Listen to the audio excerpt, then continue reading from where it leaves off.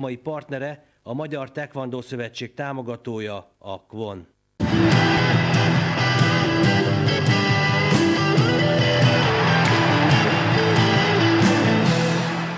Sportosat. Híradónk vendége Dajka László, a Honvéd egykori válogatott labdarúgója. Szervusz, üdvözöllek! Régen nem találkoztunk, régen nem beszélgettünk, nagyon sokáig ugye a munkád miatt nem nagyon tudtunk időpontot egyeztetni, viszont egyes hírek szerint eljöttél Budafokról. Szervusz, üdvözöllek és üdvözlöm a nézőket. Igen, eljöttem. A mi szakmánk ez ilyen furcsaságokat is tartalmaz. Pontosan mi volt ott a titulusod? Vezetőedző. Vezetőedző. Végül is azt kell, hogy mondjam, hogy nem szerepeltünk rosszul, volt egy nagyon jó sorozatunk.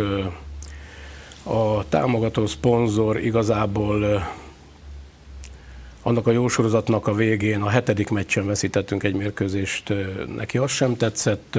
Onnantól kedve kicsit fölborult a belső egyensúly, saját magamban is, a csapatra is ráragadt ez, aztán jött még egy hazai vereség, és itt 2-3 fordulóval a vége előtt én lemondtam, eljöttem, most már más csinálja a csapatot, de még egyszer mondom, hogy nagyon jó kis csapatom volt, MB3-ban jó futballistákkal, én úgy gondolom, hogy a cél, amit kitűztünk, az 1 év alatt nehezen valósítható meg, föl kell kerülni MB2-be. De úgy, hogy közben ott van egy Kozár Misleny, aki egy MB2-es csapat, és ő az első. Tehát a második helyére kell harcba szállni. Én úgy gondolom, hogy nagyon nehéz 1 év alatt megvalósítani.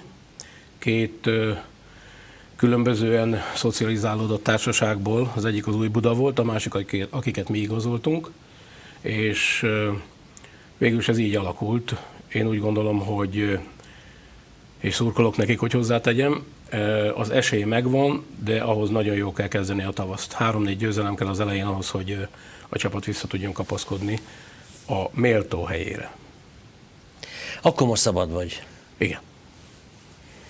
Egyes hírek szerint voltál 1-2 csapatnál már tárgyaláson. Tudom, neveket nem szokás ilyenkor mondani, de ez így igaz? Ez így nem igaz. Tárgyaláson nem voltam még, inkább ahogy ez szokott lenni ilyenkor, fölröppennek a nevek, közöttük itt-ott az enyém is. Egy-egy nagyon rövid telefonbeszélgetés zajlott, szezon vége van, én úgy gondolom, hogy az egyesületek kivárnak, ki mit fog dönteni, már ahol változás lesz és dönteni fognak, úgyhogy ilyenkor nekünk a várakozás. Jó, válogatott. Már csak azért is, mert annól emlékszem rá, nagyon bíztál abba, hogy a Dárdai Pál által irányított válogatott ki fog jutni az Európa-bajnokságra. Valamiért bíztál ebben az egész konstrukcióban. Akkor gondolom elégedett vagy, boldog vagy, hiszen... Összességében úgy gondolom, hogy tehát nem az én boldogságom itt a fontos, hanem az, amit én láttam, és összességében mondhatnám azt is, hogy úgy néztem, láttam és úgy megéreztem, hogy a Pali érkezésével valami megváltozott. Nagyon jó érzékkel nyúl a dolgokhoz a Pali. Tehát nagyon jó érzékkel, pedagógia, pszichológia, annak ellenére, hogy nagyon fiatal edző, nagyon érzi, mikor kell. Igen, ezt most a Hertánál is folyamatosan bizonyítja a Hertánál is hétre. bizonyítja, pontosan így van. Tehát én úgy gondolom, hogy ha ő a földön marad, már pedig valószínűleg ott marad, akkor nagyon jó szakember lehet belőle. De visszatérve a kérdésedre, örülök neki, hogy a magyar válogatott kijutott. Annak ellenére, hogy itt azért folytatni kell a gondolatot, mert azért volt Dárdai Pál, most van egy másik szövetségi kapitányunk, és valahol a pótselejtezőket már nem a Palival vívta meg a csapat, viszont az a 2 mérkőzés nekem tetszett. Lehet, hogy egy picit a Fortuna mellénk is állt, de ilyet nem szabad csinálni, úgy gondolom, mint a norvégok, hogy amikor megtörtént a sorsolás, akkor újongásba kezdtek, mert azt a sors megbünteti. Hát most megbüntették őket úgy, hogy távolról nézhetik az Európa-bajnokságot, mi pedig ott vagyunk. Ezt most csak zárójelben említem meg, mert valamilyen szinten kicsit érintve vagy vele, ugye azt szokták mondani a labdarúgásban is sokszor, hogy a sors ha el is vesz, utána ad, ugye? Tehát ki szokta egyenlíteni. Most a magyar labdarúgó válogatottal a sors finoman fogalmazva is nagyon bőkezűen bánt itt az elmúlt egy évben. Most végig lehetne menni, de mindenki tudja, hogy nagyon nagy mázlihegyeknek köszönhetően sikerült kiütni az Európa-bajnokságra. Többek között már az is mázli, hogy most már ugye kibővítették ezt a Európa-bajnokságon való résztvevő csapatok számát, ami szerint például Mateusz szerint most már ez nem Európa-bajnokság. Tehát ő azt mondta, hogy itt már ezt már nem nézi, ez már nem az EB, elveszítette azt a sportértékét, ez az Európa-bajnokság, ami most lesz, mint ami korábban volt. Ez csak egy Mateusz-féle vélemény. Visszakanyarodva, ugye a sors elvesz és visszaad. A női kézlabda válogatottunk viszont tegnap kikaptak a lengyelektől, és most már izgulni, hogy melyik csapat hol végez, és akkor talán, ugye van esély mégiscsak kijutni az olimpiára, de most már semmi közünk hozzá.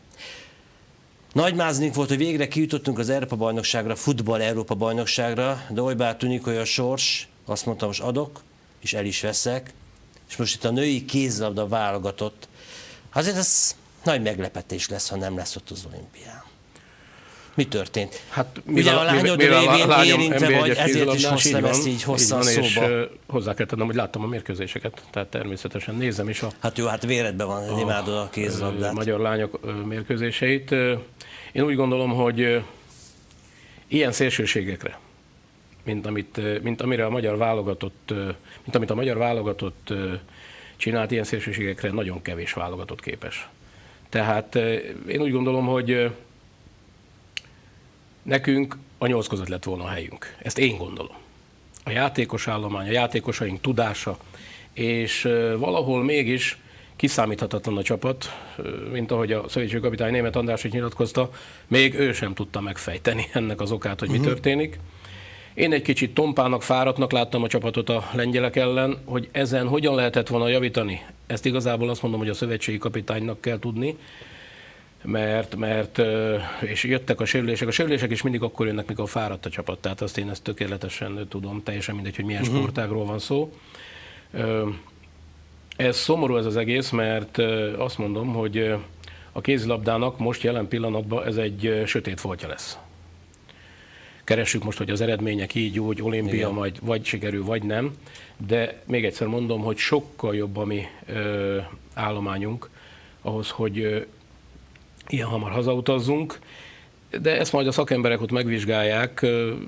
Én nagyon szeretem a kézilabdát, a lányomon keresztül is, megnézem is, de még egyszer mondom, a hibák megtalálása, meg ezek felfedése vagy javítása nem az én feladatom, inkább maradunk a futballnál. Igen, milyen érdekes, ugye eddig a női kézilabda ugye olimpiákon is mindenhol ugye ott volt, most jól szerepeltünk, érmek, most lehet, hogy nem leszünk ott, viszont a futballban meg hosszú évtizedek után meg ott leszünk egy Európa-bajnokságon.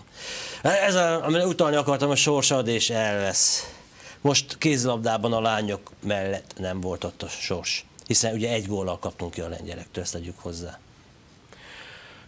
Igen, hát hogy mikor ad és mikor vesz el, ezt majd meglátjuk, mert természetesen a sors ilyen, tehát ad és elvesz. Még egyszer mondom, hogy a 2 pótselejtezőre kicsit leszűkítve az egészet, mert valahol ott jutottunk ki. Egy norvég csapat ellen. Ezen a 2 mérkőzésen úgy gondolom, hogy megérdemelten jutottunk ki. A 2 mérkőzést látva. Az Európa-bajnokságon nagyon nagy butaság lenne terhet rakni a magyar válogatottra, mert én úgy gondolom, hogy hosszú-hosszú idő után kint vagyunk egy Európa-bajnokságon, és nézve a csoportunkat, én úgy gondolom, most ha egy kicsit matekozhatunk is az ellenfelekkel, vagy bármi. Akkor kezdjük úgy, hogy Ausztriával kezdünk, ugye? Igen, Bordeauxban, még ha jól emlékszem. Igen. És hát én úgy gondolom, hogy egyességek szerint itt dől el, hogy ki fog tovább jutni a portugálok mellett. Könnyen előfordulhat, mert ha ezt a mérkőzést 0 ponttal zárjuk, az azt jelenti, hogy az osztrákok 3 ponttal zárják, akkor könnyen előfordulhat, hogy ez a mérkőzés dönt. Én egy dologban bízom, az erőviszonyokat tökéletesen figyelembe véve.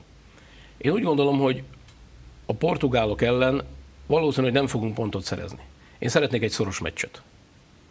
Még a 2-1-es vereséggel is egyetértek, annak ellenére, hogy mi szakemberek soha nem gondolkodunk vereségbe. De ez most magyar válogatottról beszélünk. Igen, de sok függ attól, gondolom, hogy az osztrákok, illetve az Izland ellen mit játszik a válogatott? Igen, pont ezt akarom folytatni, hogy mindenféle mellébeszéd nélkül az osztrák és az izlandi válogatott is előrébb tart, mint mi egy picit. Tehát én úgy gondolom, hogy az alaphelyzet a magyar válogatott számára 2 pont megszerzése. Ha 2 döntetlen csinálunk, Ausztriával és Izlanddal, és egy minimális vereséget szenvedünk a portugáloktól, akkor én személyesen, ahhoz képest, ami volt, a hosszú évtizedek, ahhoz képest én elégedett leszek. Hogy a 2 pont mire lesz elég, az egy másik kérdés. Ha bármelyiket meg tudjuk verni, akkor úgy gondolom, hogy esélyünk van a továbbjutásra. Tehát én azt mondom, hogy maradjunk a realitás talaján. Ha 2 döntetlen tudunk csinálni, bár egy győzelem és egy vereség többet ér, mert az 3 pont. De még egyszer mondom, én így ítélem meg most az erőviszonyokat, hogy nem lenne szabad semmiféle terhet rakni a válogatottra most. Futballozzunk, és érezzünk rá arra, hogy mit jelent egy európai versenyen, európai világversenyen létvenni. De ugye ezt elmondta, Izland még soha nem indult. Most mindegy, most mi 30 vagy 40, Izland meg egyáltalán nem. Tehát azért mondom, ez egy nagyon-nagyon könnyű csoport. Tehát ha most itt ebbe, ha ráncoljuk a homlokunkat, hogy mégsem könnyű, akkor nem is értem az egészet, hiszen egy Izlandot, ugye a 300 000 lélekszám van, amelyik életében most jutott ki először az Európa-bajnokságra. Ha ennyire komolyan vesszük, hogy ő ennyire komoly ellenfél, akkor ezzel önmagunkat nyomjuk le és értékeljük le. De nagyon csúnyán. Én így gondolom legalábbis, mint külső szemlélő, nézve a statisztikákat, a számokat, mert hogy mi is régen voltunk. Izland egyáltalán nem volt kint. Akkor? Hát én úgy gondolom, hogy csoportot figyelembe véve, hogy kezdted a mondandódat, természetesen van erősebb csoport a miénknél. Ezt így kell kezelni. Tehát egy spanyol csoport, ott még a spanyolok se örülnek szerintem annak a csoportnak. Jó, azért mondom, de De visszatérve hozzánk, én úgy gondolom, hogy a magyar válogatott jelen pillanatban kint van egy Európa-bajnokságon. Tökéletesen tudja mindenki, hogy Izland milyen lakossággal, mennyi lakossággal rendelkezik. Én úgy gondolom, hogy ott egy nagyon jó generáció jött össze most. Nagyon jó generáció jött össze, és nem véletlenül érnek el nagyon figyelemre méltó eredményeket. Nagyon figyelemre méltó eredményeket, és ezért gondolom én, hogy az ő eredményeik, az ő helyezésük, selejtezőbeli játékok, az osztrákok és a selejtezőkön keresztül egy picit előrébb tartanak, mint mi. Én úgy gondolom, hogy természetesen úgy készül a magyar válogatott, hogy pontot és pontokat szerezzünk ezektől az ellenfelektől, tehát nem értékeljük le önmagunkat. Én mondom most a személyes véleményemet, amit az előbb mondtam, hogy egy picit mind a 2 csapat előttünk tart, és ha mi haza is utazunk, de pontokat tudunk szerezni, akkor talán az egy alap arra, hogy építkezzünk tovább. Csodát nem várok a magyar válogatottól. Értelek.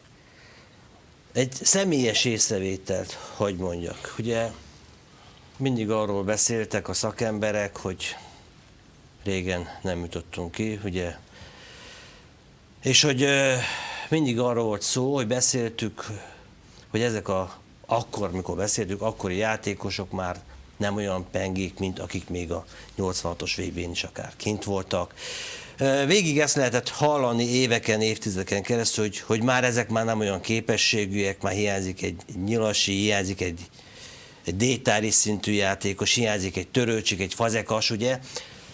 És az ember azt hitte, hogy ha majd kijutunk egy EB-re, egy világeseményre, egy VB-re, akkor megint majd ugyanazt a játékot fogjuk látni, amit annól láttunk, attól a csapattól, azoktól a játékosoktól, akik ugye kijutottak a világ eseményekre. Most viszont kijutottunk a világ Európa-bajnokságra, egy világeseményre, de a játékosok tudása, képességei messze nem nyújtják azt az örömet, azt a parádés futballt, amin akkor úgyból mi felnőttünk, amit mi láttunk Détáréktól. És itt van egy nagy csalódás bennem, például személy szerint, mert azt hittem, hogy ha kijutunk, akkor azért fogunk kijutni, mert penge labdarúgók lesznek újra.